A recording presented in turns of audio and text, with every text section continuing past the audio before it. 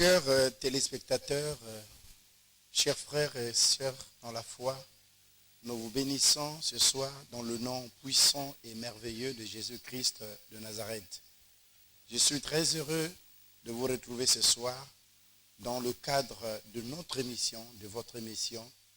Pasteur, j'ai une question. Pasteur, j'ai une question. C'est une émission d'édification. C'est votre émission, c'est notre émission. Tu peux participer à cette émission parce que c'est une émission interactive dont le but est de corriger certains nombres, n'est-ce pas, des choses. Le but est d'édifier. Le but est celui d'apporter plus d'éclairage sur votre compréhension de la Bible et de la parole du Seigneur. C'est la raison pour laquelle Dieu nous a inspiré de mettre en place cette émission, pour ne pas dire cette merveilleuse chose, pour parler des choses qui concernent notre marche, des questions qui troublent notre esprit, des questions qui agitent et quelquefois nous laissent et qui créent en nous des insomnies. Et nous voulons, par la grâce de Dieu, vous apporter le nécessaire de ce que Dieu nous a donné. Parce que ce que Dieu nous donne, ce n'est pas pour que nous puissions conserver, mais c'est pour que nous puissions partager avec vous. Alors ce soir, nous allons poser une question bête. Je vous ai dit que ce sont des questions banales, mais et pourtant essentielles. Des questions lorsque vous n'avez pas exactement la bonne réponse, eh bien, vous aurez toute la vie, même si vous partez à l'église, il y aura des choses qui vont flotter dans votre esprit. C'est comme si vous avez une chaussure qui n'est pas de votre pointure. Or, ce sont des questions banales qui vont vous construire véritablement votre foi chrétienne. Ce sont ces questions essentielles qui vont vous aider de vous asseoir correctement dans la parole de Dieu. Ce sont ces questions, lorsque vous avez des réponses exactes, eh bien, vous serez assis dans la foi. Vous n'aurez pas, n'est-ce pas, à vous agiter. Il n'y aura pas, même, je peux aller plus loin, il n'y aura pas des faux docteurs pour venir troubler votre foi ou votre entendement parce que vous avez le fondement en vous, vous avez le socle en vous. Des questions essentielles. Et donc ce soir, nous allons poser cette question comme vous pouvez lire avec moi au bas de votre petit écran. Crois-tu en Dieu? Est-ce que tu crois en Dieu? C'est une question essentielle. Comme vous pouvez le constater, c'est une question, dirais-je, bête. Mais ce n'est pas bête. C'est profond. Elle est pertinente. Et la réponse que tu vas donner est une réponse qui va effectivement t'aider de marcher sereinement avec Dieu ou de marcher en dents de scie avec Dieu. Est-ce que tu crois en Dieu? Est-ce que, en toute honnêteté, en toute franchise, est-ce que tu crois en Dieu?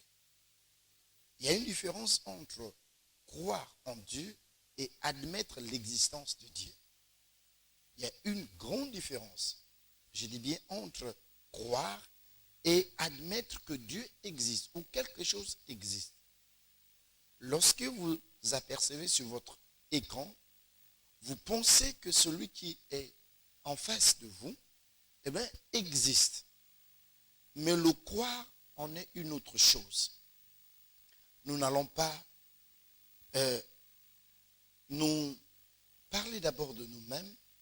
Regardons les choses dans la parole du Seigneur et fixons les bases pour que nous ayons tout le temps de développer la question. Alors, comme vous pouvez le constater, nous allons lire la parole du Seigneur dans l'épître de Jacques, au chapitre 2, et nous allons lire un tout petit verset. C'est le verset 19. Il y a un appel. Et donc, nous allons... Oui, allô? Allô? Est-ce que vous pouvez vous éloigner de votre poste téléviseur pour que... Allô? Oui, allô?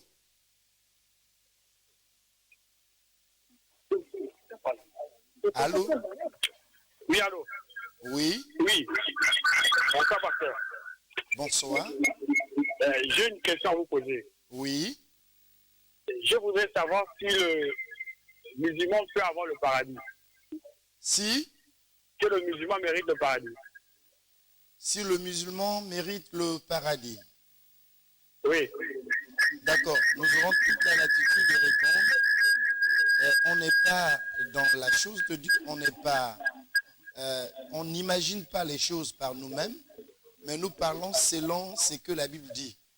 Si nous Oui. nous référons à la parole du Seigneur, il est expressément écrit dans Actes des Apôtres chapitre 4, le verset 12, qu'il n'y a de salut en aucun autre nom, si ce n'est que le nom de Jésus-Christ de Nazareth. Donc si nous limitons sur ça, eh bien, nous pouvons aisément dire que ceux qui ne confessent pas Christ, même s'ils disent qu'ils prient le même Dieu que nous, eh bien, n'auront jamais la vie éternelle. D'ailleurs, le verset, la lecture de tout à l'heure va beaucoup nous aider et vous allez comprendre que beaucoup disent que nous croyons à un même Dieu, mais pourtant il y a un écart, un véritable écart entre, n'est-ce pas, ceux qui prient Jésus-Christ et ceux qui prient, entre guillemets, le même Dieu que nous, semble-t-il, mais qui malheureusement ne confessent pas Christ. Et il est très important, donc lisons d'abord la parole, et tu vas bien comprendre, je vais aller plus dans les détails. Alors, l'épître de Jacques au chapitre 2, au verset 19, nous dit ceci. Tu crois qu'il y a un seul Dieu. Voilà, nous croyons qu'il y a un seul Dieu. Et tu fais bien. Les démons le croient aussi, et ils tremblent. Voilà. Autant que nous sommes, toute l'humanité entière reconnaît un Dieu grand et puissant. C'est-à-dire admet l'existence d'un créateur. Peu importe l'appellation qu'on peut donner. Il y en a d'autres qui peuvent, n'est-ce pas, l'appeler maître de l'univers. Nous, on peut l'appeler créateur des cieux et de la terre. D'autres peuvent l'appeler le Big Bang. Je ne sais pas quelle appellation qu'on peut donner. Mais au moins l'humanité s'accorde sur un point essentiel. C'est-à-dire qu'il y a un maître qui est au-dessus de toute chose. Donc, tout le monde admet qu'il existe un Dieu, un seul Dieu, et qui est au-dessus des autres dieux, qui est puissant, qui est merveilleux. Mais seulement, il y a un problème. Le problème est lequel? Le problème est que la croyance de ces personnes qui pensent qu'il existe un seul Dieu et notre croyance. Donc, si nous disons qu'il existe un seul Dieu, mais pour parvenir, n'est-ce pas, à lui, il nous faut passer par un chemin. Pour arriver à Dieu, ce n'est pas comme nous le disons communément, qu'il y a plusieurs chemins pour arriver à Rome. Non, écoutez, pour arriver à Dieu, il n'y a qu'un seul chemin, c'est Christ. D'ailleurs, la Bible dit, il est le chemin, la vérité et la vie. Ça veut dire quoi? Ça veut dire que si quelqu'un n'emprunte pas ce chemin, eh bien, je vous dis clairement, selon la Bible, que vous n'aurez pas à accéder, n'est-ce pas, à la destination finale. Entre guillemets, ici, quand nous parlons de la destination finale, concernant la foi, nous parlons donc du salut ou de la vie éternelle.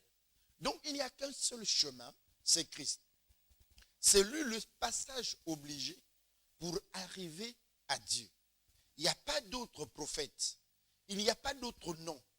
Il n'y a pas d'autre Dieu qu'on peut, n'est-ce pas, invoquer pour parvenir au salut.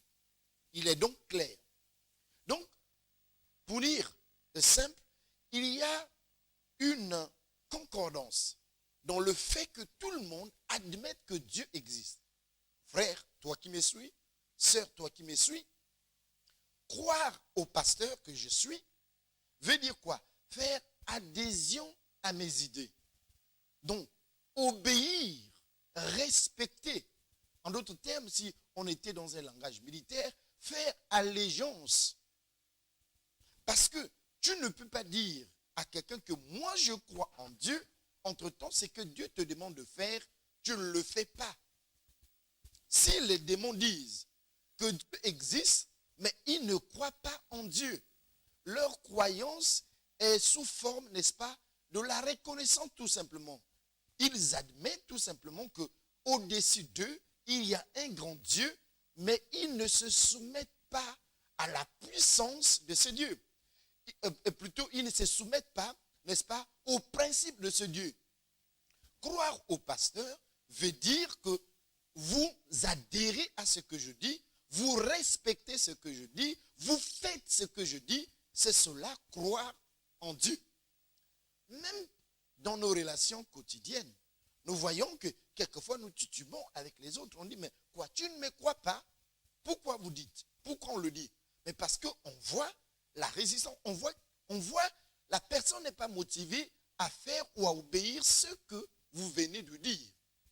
Il n'adhère pas, il n'accepte pas, il ne croit pas, il émet des réserves et on dit, tu ne me crois pas, tu doutes de ma personne. Effectivement, il y a beaucoup d'hommes, beaucoup de femmes, n'est-ce pas, beaucoup qui disent qu'ils croient en Dieu, mais qu'en réalité, dans les faits, ils n'obéissent pas à Dieu. Dans les faits, ils ne marchent pas selon les principes de Dieu. Dans les faits, ils ne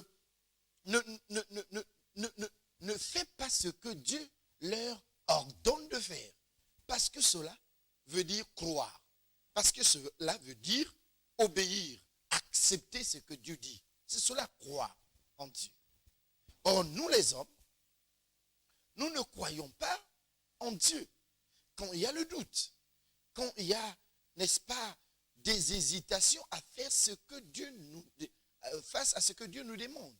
Et donc, on se rend compte qu'en réalité, l'homme a des problèmes en ce qui concerne la croyance, son appartenance à Dieu. On fait comme les démons font. Les démons savent, les démons admettent qu'effectivement, il y a un Dieu, mais ils ne se soumettent pas à ce Dieu. Ils n'obéissent pas à ce Dieu. Pour croire en Dieu, il faut accepter, n'est-ce pas, ce que sa parole déclare. Il est très important, mes chers amis, mes chers frères, mes chères sœurs, que autant de chacun de nous, qu'il pose cette petite question, est-ce que vraiment je crois en Dieu? La réponse serait simple. Dans les faits, en disant oui, mais je crois en Dieu, puisque Dieu m'a dit de prendre la gauche, moi j'ai pris la gauche. Je crois en Dieu, puisque de sauter pour lui, sauter pour lui. Je crois en Dieu, ne fais pas le mal. Je crois en Dieu. Faux témoignage, et je n'en fais pas le faux témoignage. C'est cela, croire en Dieu. Le contraire, c'est admettre que Dieu existe. Le contraire, c'est pas croire en Dieu. Le contraire, effectivement, réalise, sent qu'il y a puissance, dessus de la puissance des hommes, ça peut, non de cela est très important. Une question, on lit.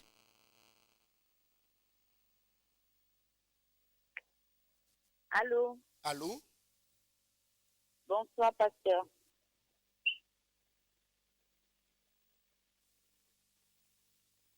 Allez. Allô? Je suis à l'émission. J'ai une question. Allô? Oui, allô? Allez-y. Parlez. Pasteur, Oui. il y a souvent, comme vous parlez ce soir de croire en Dieu, nous remarquons qu'il y a des personnes qui font des pratiques occultes et après ils disent que c'est au nom de Dieu qu'ils le font. Parfois, tu vas aller chez un marabout, il a la Bible en main et il va parler au nom de Dieu. Il dit tout ce qu'il fait, c'est avec la parole de Dieu. Maintenant, ce genre de choses, est-ce qu'on va croire que c'est Dieu qui cautionne cela ou bien c'est la volonté humaine? Merci. Merci, Madame. Cette Oui, allô? Allez-y. J'ai dit,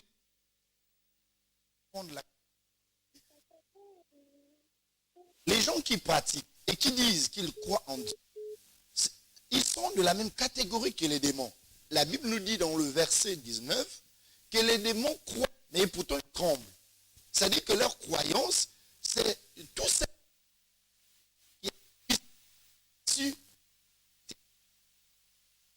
Mais que non, les faits, ils ne font pas ce que Dieu demande de faire. Parce que croire Dieu, c'est faire mon volonté de Dieu. Si vous au quotidien, volonté de Dieu. Si vous croyez Dieu, que vous croyez en Dieu et que vous ne cherchez pas les principes, que les démons font. Les démons savent que Dieu est. Savent que dessus de leur force, de leur intelligence, de leur capacité naturelle comme surnaturelle, comme ils sont des démons surnaturels, ils ne croient pas, ils sont de rêve par rapport à la parole du Seigneur. Mes chers,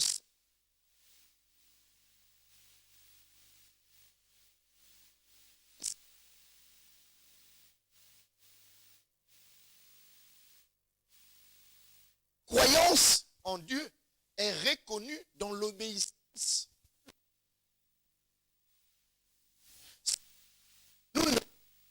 Et si l'homme n'obéit pas à ce que Dieu demande, on ne peut pas croire, on ne peut pas parler de la croyance.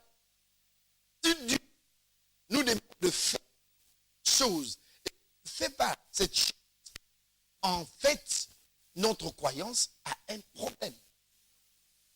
Notre croyance a un problème. Donc, il faut que lorsque nous disons que nous croyons en Dieu, il faut qu'on exactement. Tout à l'heure, le bien-aimé posait la question en disant, est-ce qu'il n'y a pas que des musulmans, il y a bien d'autres obédiences, n'est-ce pas, qui disent, nous croyons à un Dieu, à un seul Dieu, comme on le dit. J'aimerais répondre à cette merveilleuse lettre pour toi. Jacques chapitre 2, le verset 19.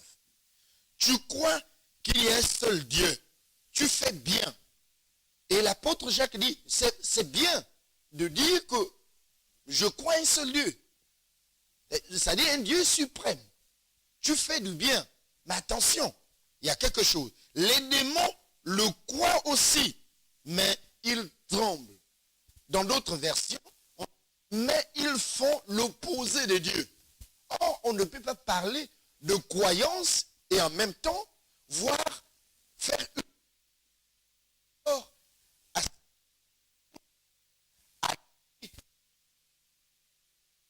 n'est-ce pas accepter de faire parce que c'est cela.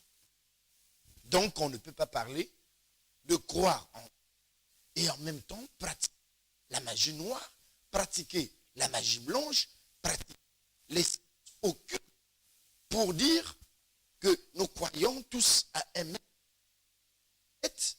Excusez-moi de le dire, vous êtes au service des démons qui croient en Dieu, c'est-à-dire à l'existence de Dieu et non dans l'obéissance de Dieu.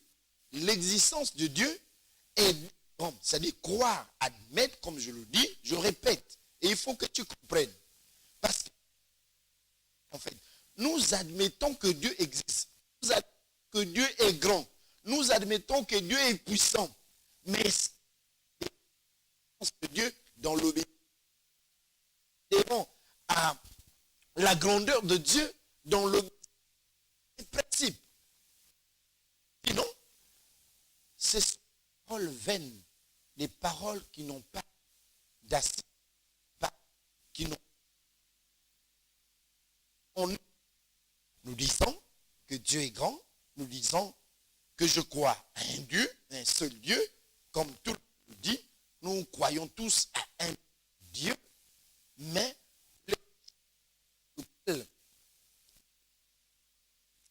ce Dieu,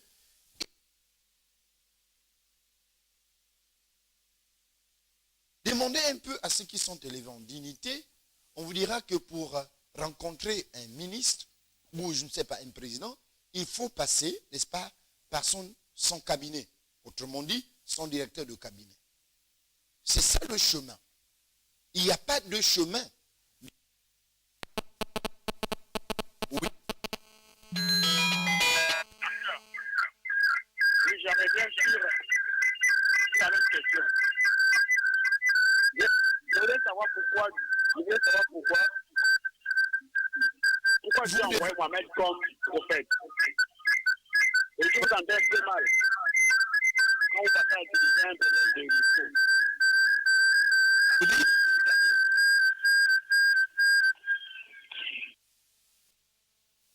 Je n'ai pas saisi la question du bien-aimé. Je ne sais pas si c'est un bien-aimé ou une bien-aimée. Mais ce qui est vrai, j'étais en train de dire que il y a un principe qui est établi dans un cabinet. Si vous voulez rencontrer une autorité, par exemple ministérielle, vous voulez rencontrer un président de la République, un chef du gouvernement ou je ne sais pas, un ministre, vous devrez forcément passer par son cabinet. Et c'est comme ça. Si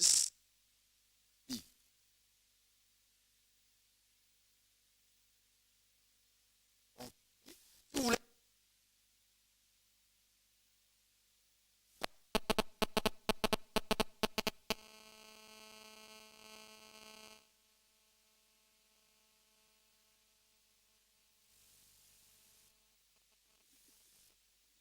Pasteur, je voulais savoir pourquoi Dieu a envoyé Mohamed comme prophète sur terre.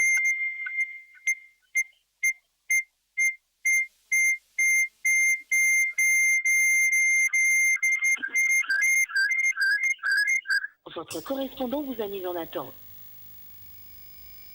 le frère a laissé.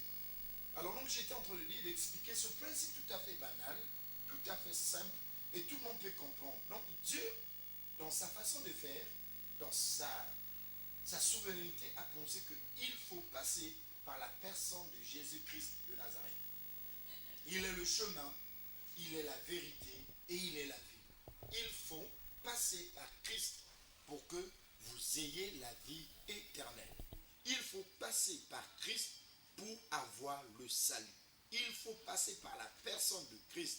Si vous ne passez pas par la personne de Christ, eh laissez-moi, chers frères, chères sœurs de la foi, que vous aurez, sauf par dans sa souveraineté, mais nous ne voulons pas, n'est-ce pas, inciter les gens à s'appuyer sur la souveraineté de Dieu. Il est souverain.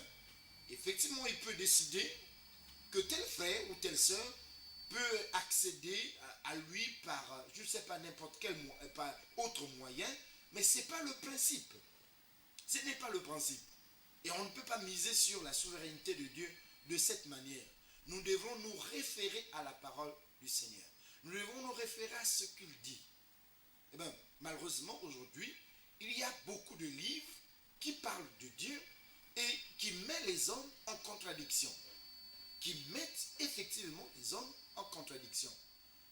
Bien heureusement pour nous, nous avons la Sainte Bible, donc un livre qui est reconnu par tous, qui est un livre, n'est-ce pas, qui est reconnu comme étant un livre saint, donc une parole divine, reconnue comme la parole autorisée de Dieu. Et c'est par rapport à cette parole que nous disons ce soir que c'est par Christ qu'il faut passer pour avoir le salut. Mais là n'était pas notre question, notre préoccupation, c'était est-ce que tu crois en Dieu? Ma soeur, mon frère, est-ce que véritablement tu crois en Dieu? C'est une préoccupation pour nous. Il faut que tu crois en Dieu par l'obéissance à sa parole. Parce que ce que Dieu dit, quand tu le fais, quand tu obéis, c'est ce qu'on appelle ici la croyance. La croyance qui sauve. La croyance qui t'amène dans la présence de Dieu. Si vous n'avez pas cette croyance, eh bien, rassurez-vous que vous passerez à côté de la plaque.